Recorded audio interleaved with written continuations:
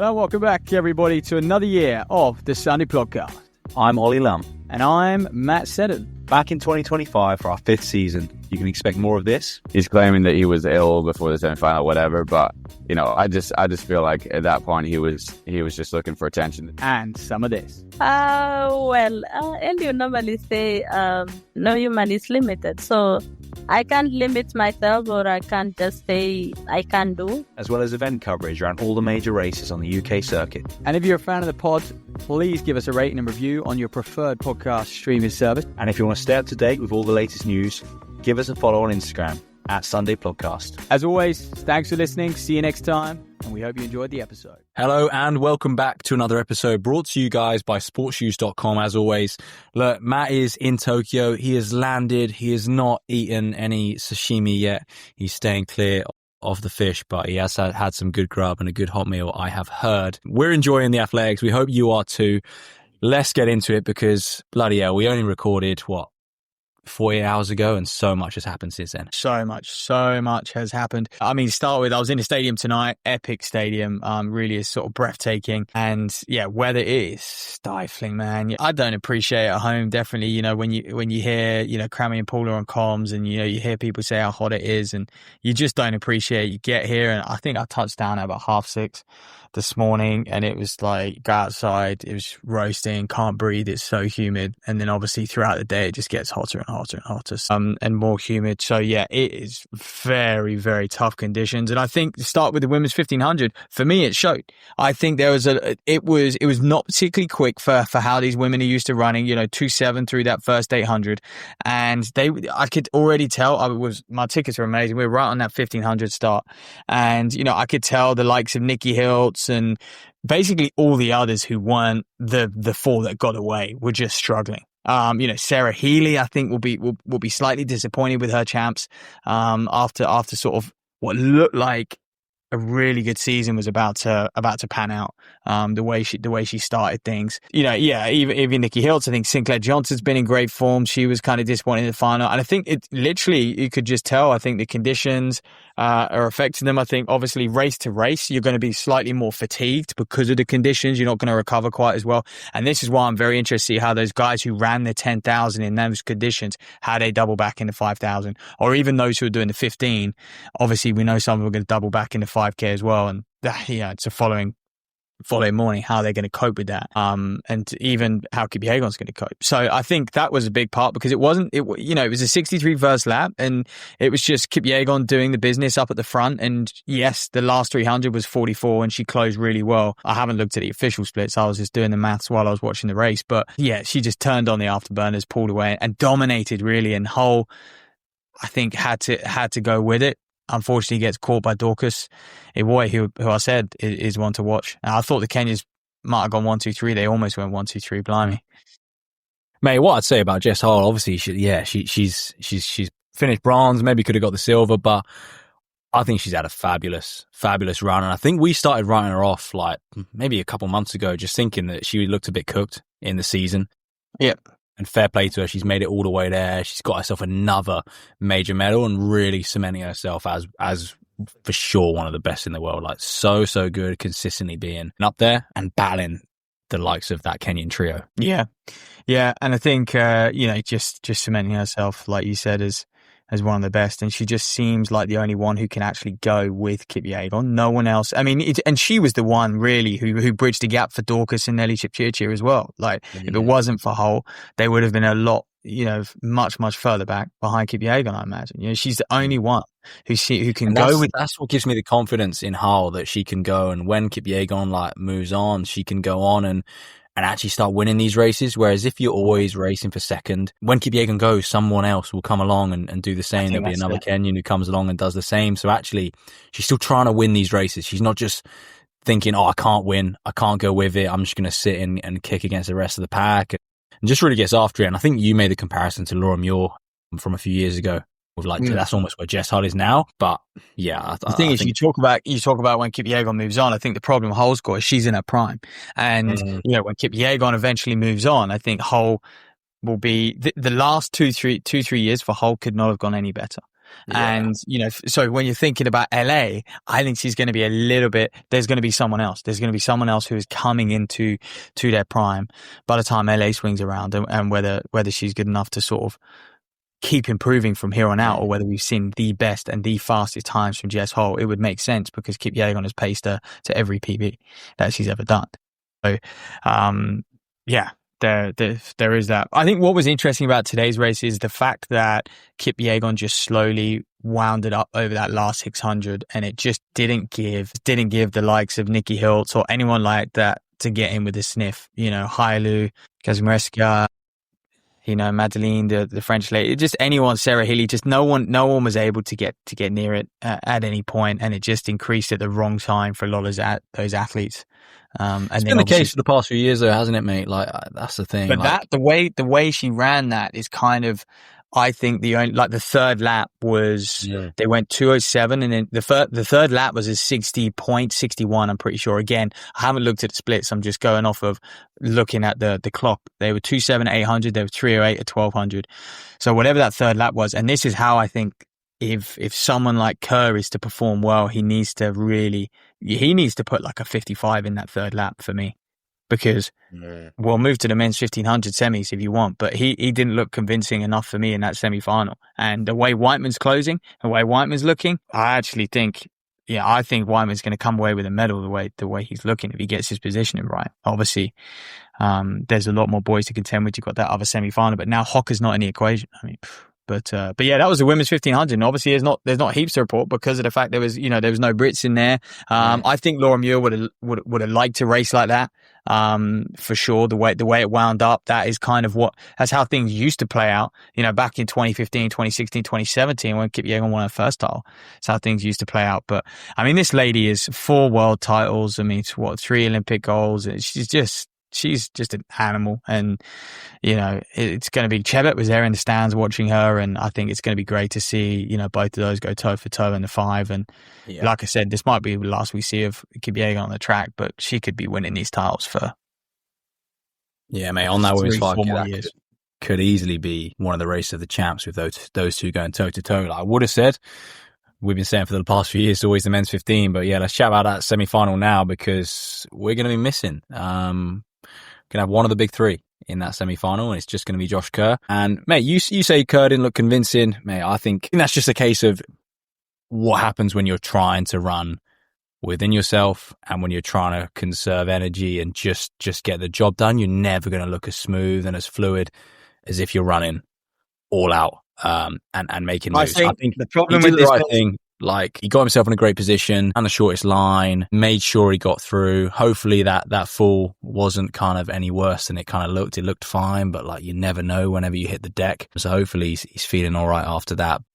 Obstacle for me now for Kerr is the pressure, because I think going into this now, I don't think he's that under pressure. I know he's a defending champion. No, for sure he is, mate. Lauris is. I actually think Lauris is the man to beat. The way he's been looking and the way his season's gone, I don't think Kerr's under that much pressure. To be honest, I think obviously, especially if someone like Hocker and Ingebrigtsen were also in that final, that would take the pressure off of Kerr a little bit, and that would help her. I mean, that's what I'm saying. Without those two, the pressure's all on Kerr. Kerr, for Kerr to win, the pace needs to be hot, and he needs to come from behind. Coming off that final bend, that sort of thing, very similar to what he did in Paris. I know Hocker snuck on the inside, but he needs to run. For me, the only way Kerr wins if it's a Budapest final or if it's a Paris Olympic final, like it's that sort of final is going to set Kerr up for the best result. I'm not sure he has the ability to hold off a Laros, a Whiteman, both of those chariots. I don't think he needs to. You look at him at Grand Slam this year. When he was coming into it, before he's even started specifically training. No, he does. He's racing, even at Jonah Koech, he's racing different beasts. I just can't see him I can't see him doing a centro and being able to hold those guys off. I cannot see it happening.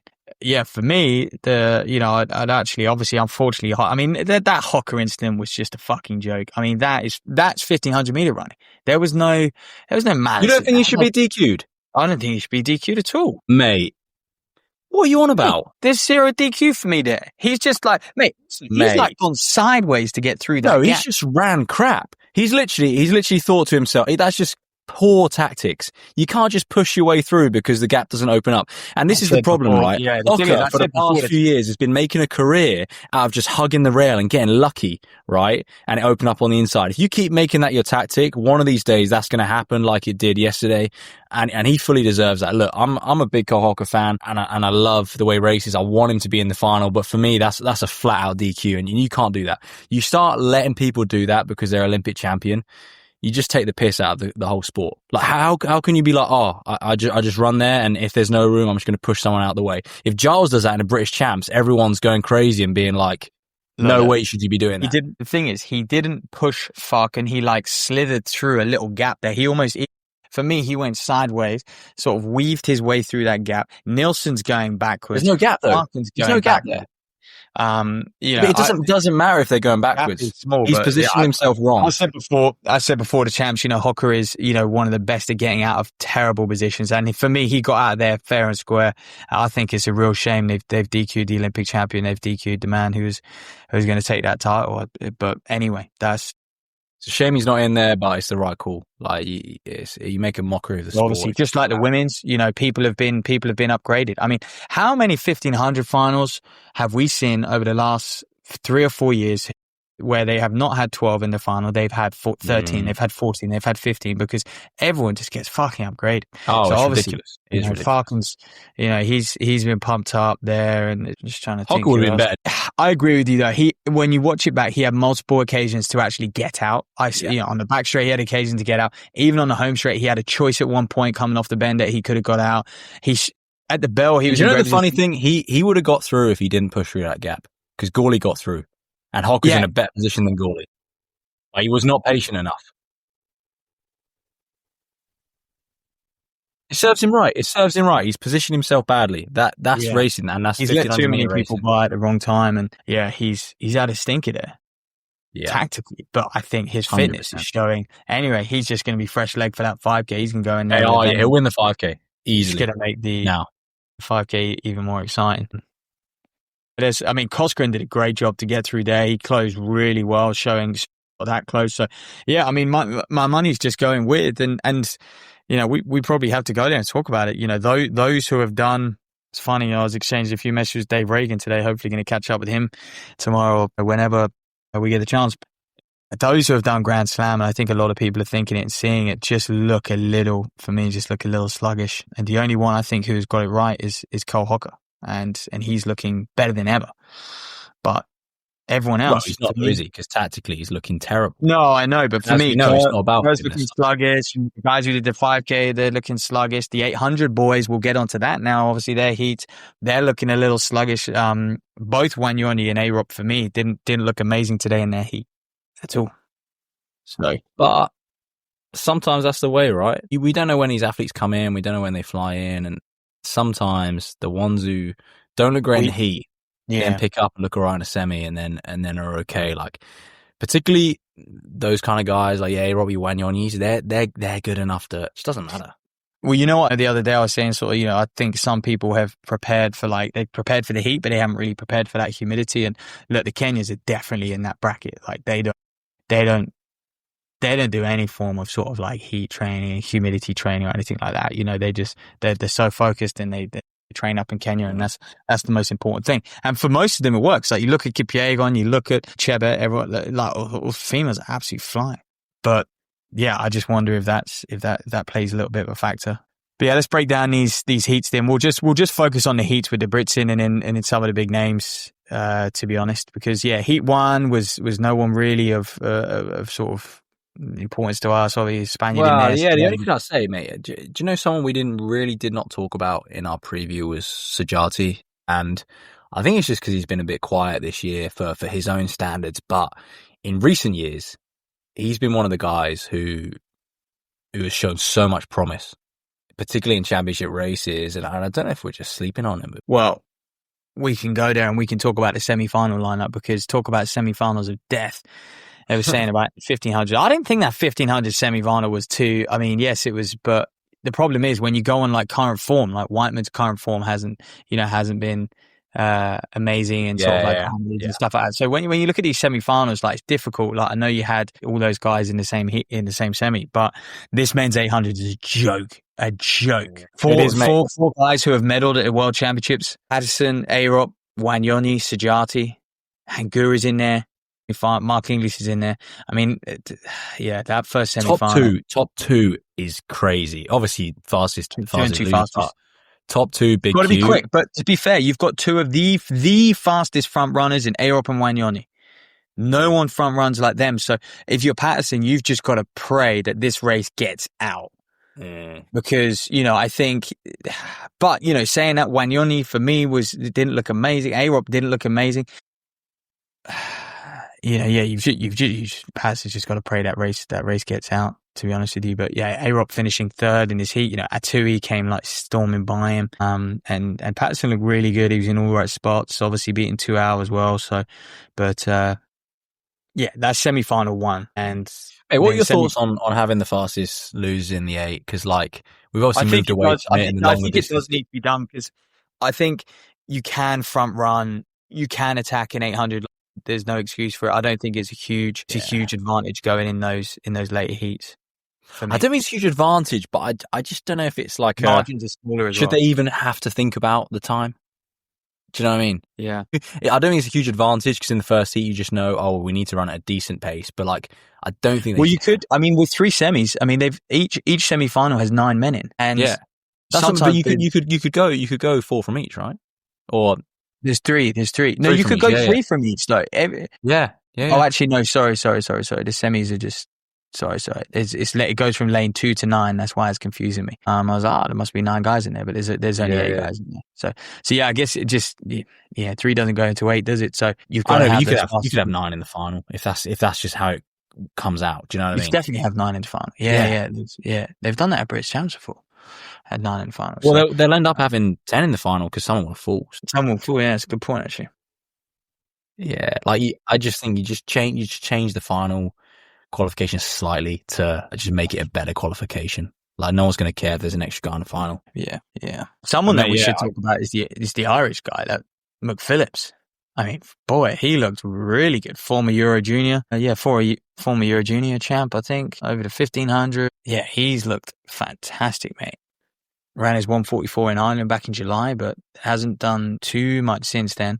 Hasn't over-raced beyond his national champs. And but he looks smooth in his heat for the win. So he goes in semi-final 2 with Max Bergen and with Brazier at 2 hour.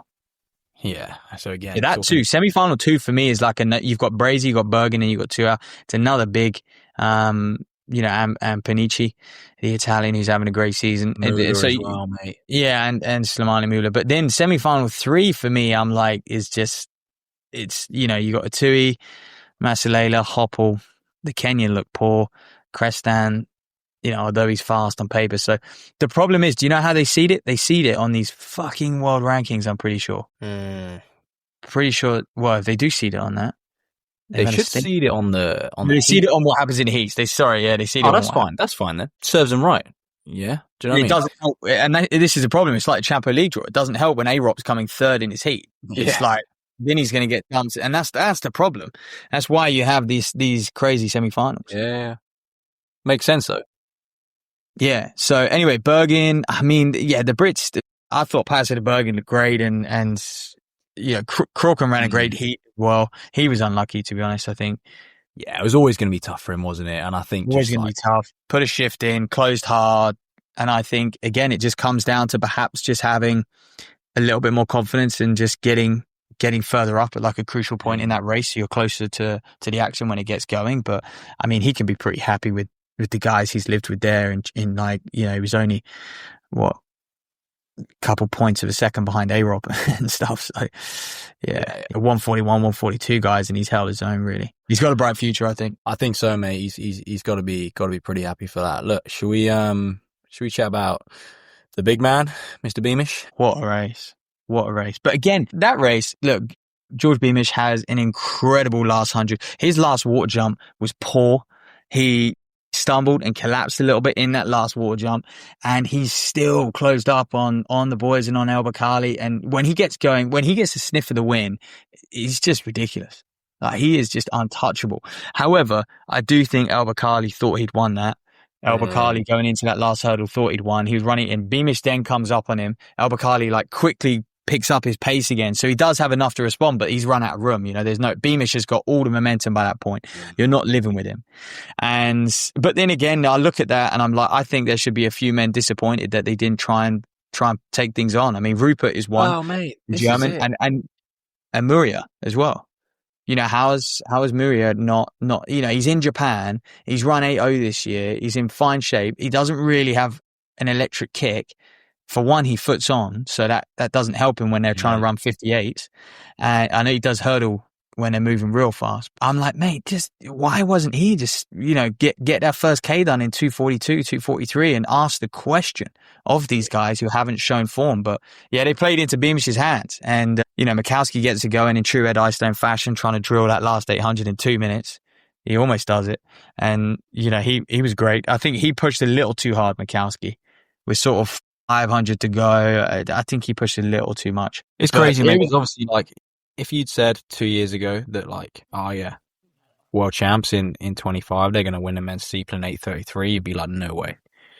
I just think like it has happened before. Like it's, that winning time recently, or am I forgetting a race? I feel like recently it's not been the case at all. Not too recently, but like you have, like the Kenboy days, when Kenboy and Mikisi. Yeah, but I mean, recent years, like I think we're just seeing a lot of the races in the same way, like our predictions for the 15 as well, like just to get a bit slower again, and for all kind of these fast races to just calm down a bit. Yeah, I think this is it just opens it up for a lot more athletes as well. But what it also does for me is, it kind of just makes it seem a real shame that we've got less athletes in there, particularly like from a British perspective, for example, because you're like, and I'm not saying they're going to go and medal perhaps, but like it does open it up and gives more people opportunities to kind of have a good experience of the race when they are run this slow. And it's just a shame not to see people being selected, No, I agree. But I think the conditions are causing the races to be slow. Maybe we are shifting back towards that way. I think that one of the reasons we are is, I keep saying it, is because of the depth in the sport right now. Even you look at that steeple and, sort of 5-6 seconds separated all those guys. And in the 1500, it's like less than, if you went on their PBs, it's like less than a second. It's like 2 seconds for the whole field. And the majority of them is like a second difference. So I think the problem is the fields are so deep now. It's like, well, how do you beat these? Like, how do you beat these people? But you got to play to strengths. You got to do what you've been doing all year, man. And this is why I say I'm disappointed with Rupert, disappointed with Mura, because I'm like, you guys can go run 8:10, and like 8:10 is, they've run 8:0 this year. They've run 8:01, 8:02, 8:03. Like, what are we saying those conditions are? Maybe those conditions are worth 10 seconds. So why not just try set off at 8:10, 8:15 and see what happens, and see how many people you drop in the process. And then you're more likely to grow in confidence throughout the race. And look, it might go tits up, but it went tits up for them anyway. Like I think that's it. And it's just classic, mate. Everyone back in their kick. Yeah. Like everyone back in their kick all the time. And I just it's the same in a 10, I'm just like, why didn't, I'm so naive to think. Why didn't Fisher try and swing things out of 10? But the conditions are brutal. And look, I definitely had that opinion of like, these guys need to just back themselves a bit more and challenge and get after it. But I think when I got here, I was like, mate, to be fair, I mean, you don't even feel like doing anything, let alone bloody running. So yeah, but like there's no excuse for that when you're a world-class athlete. No, it's what they train for, right? It's what they live for. And they've known the world champ's going to be in Tokyo for the last 3 years. Anyway, men's steeple was a shame for Al Bakkali. It wasn't. I can't believe he got beat, mate. The guy's just, he's ridiculous in championship races. He was, I think one of the reasons he was so emotional as well is he was kicking himself. Like he knew he was, to be fair, him and Beamish, it was cool to see them two celebrating together. They're in the water jump like that. That was cool. It was cool. Two great guys of the sport, really. But I think Al Bakkali on the day could have put that to bed, but he thought he had the job done. Well, he didn't. Anyway. So. Men's steeple, women's steeple is tomorrow night, just before the men's 1500. So obviously, oh, by the way, we have Sarah Tate, man. Hope she's okay. That was horrible. What happened to her? But yeah, we're obviously going to see at least Donna so strong in her heat. I mean, I'm just like, She might get another PB in the final because that women's steeple will go fast. That's what I mean. The women aren't running. Yeah, women aren't fucking about too much. But I think this is what I'm saying. In the women's, there are clear favourites. The depth is not there like it is in the men's races. Kipyegon is so much better than everyone else. Chebet, she can. That was quite tactical. That women's 10. But again, once they broke away, that was it. They're clear favourites. And I think again, you look at the.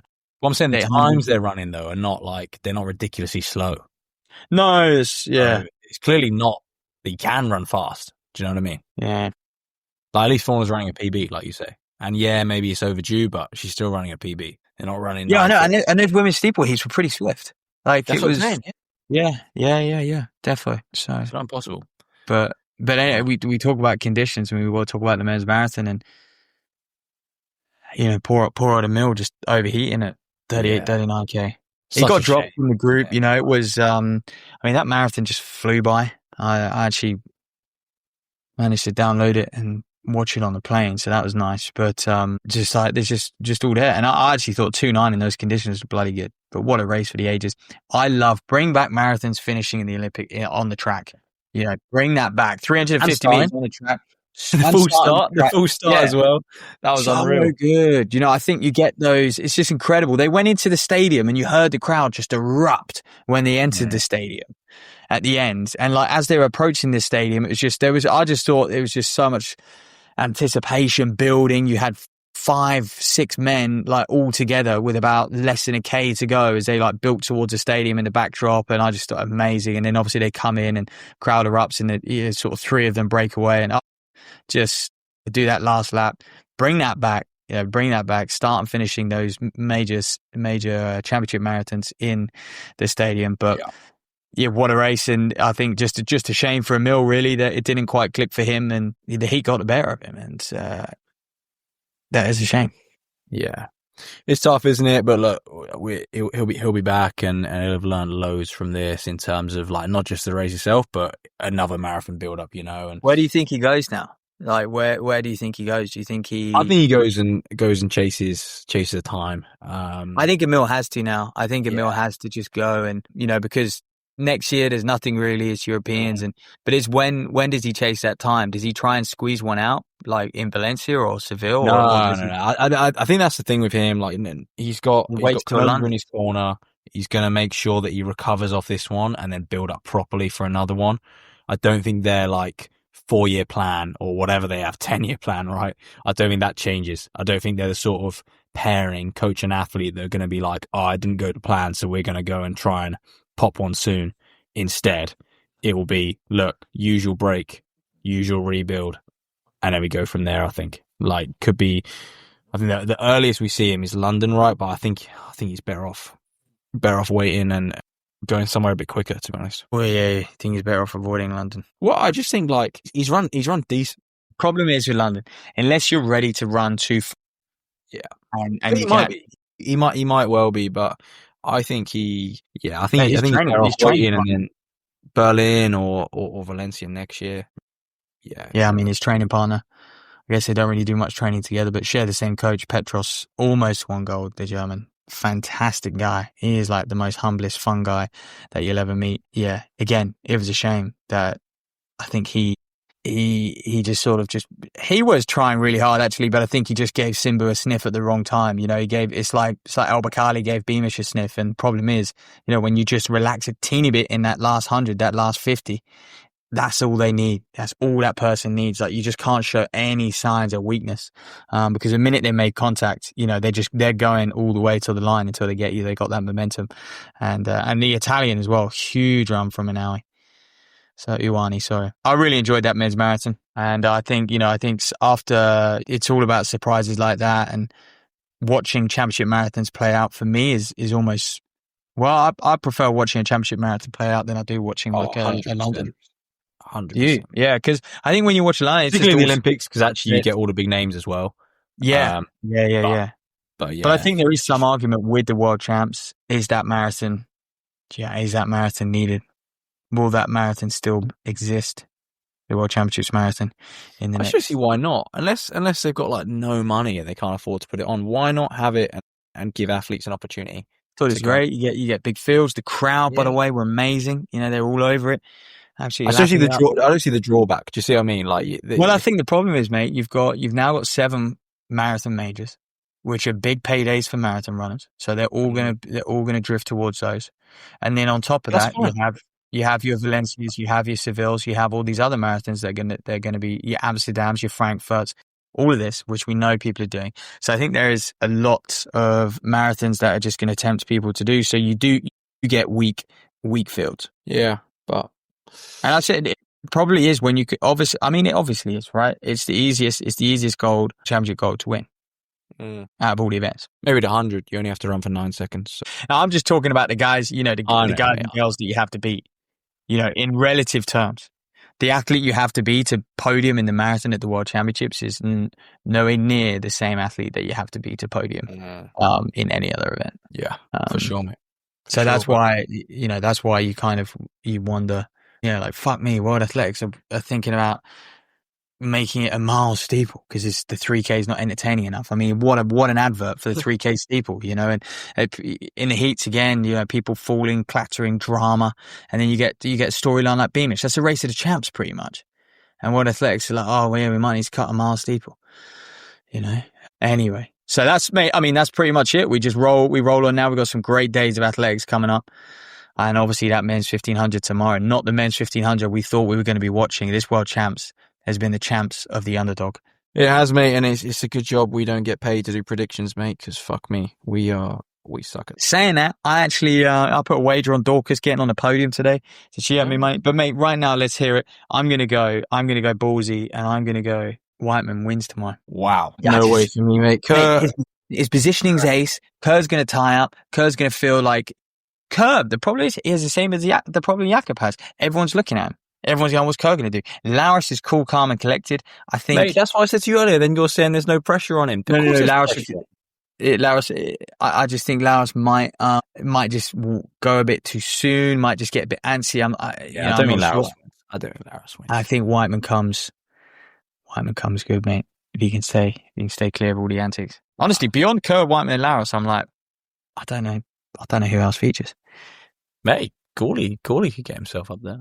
Gawley could, maybe. Looking at the guys in the final now. I think the final we're not expecting. Like Gawley's got a big opportunity tomorrow. And the other guy as well, Jonah Koech, mate, he is like, he's not like amazing, but the guy's shown some serious talent this season. He's got to get himself in the right positions. Koech has impressed me in a sense that there's always been a lot of panicking for those auto spots, and I think people like Hocker, Kerr, Laris, like all these guys, they want to win. They want to not win, but they want to be in that least like sort of 1, 2, 3 in the heats and the semis. Whereas Koech he's getting the job done. Like he's really just prioritized just getting in that top 5, top 6, and he's done it very well. And so tomorrow, but the thing is, running for 5th, running for 6th is a different ball game to running to win. And he hasn't shown that he's got loads left in that last 50, but maybe he's just being able to keep really slow. Adrian Ben with the 800 meter speed. Yeah. Who knows, mate? If it's a Whiteman is way better than him over the 800. Not anyway. Jonah Koech is a shout for an outside shot there, mate, to be fair. Yeah, I still think Kerr wins, but for me, yeah, Koech is. I think Koech gets on the roster. Mate, we might see a British 1, 2, 3. No, we won't. It's more likely now than it was at the start of the champs. I'll tell you that. Yeah, it's more likely now, but we won't see a British 1, 2, 3. Yeah, be amazing if Gawley comes like. Be amazing if Gawley won, and then all 3 of them won it. That would be so good, so good. And I feel like he deserves it as well. He's the best in Britain, right? He's unbeatable at British champs. So if you're the best in Britain over 1500 meters, you're the best in the world. So we go from there. Indeed. Just looking now, mate. Koech is 10-1. The odds have been slashed. Mate, I saw Jake Smith won money on Beamish. Shout out to Jake Smith. I reckon he had Coffee Club insight. Mate, I mean, Whiteman was 28-1 the other day. Now he's 14-1. So after his semi, after he looked so impressive, I think a lot of people fancy him. Yeah. Right, man. Well, I'll see you back here. See you back here tomorrow. Yeah. You certainly shall. Look, enjoy the races, Matt. Listeners, enjoy the races as well. Thanks for listening to us, as always, and we'll catch you very, very soon.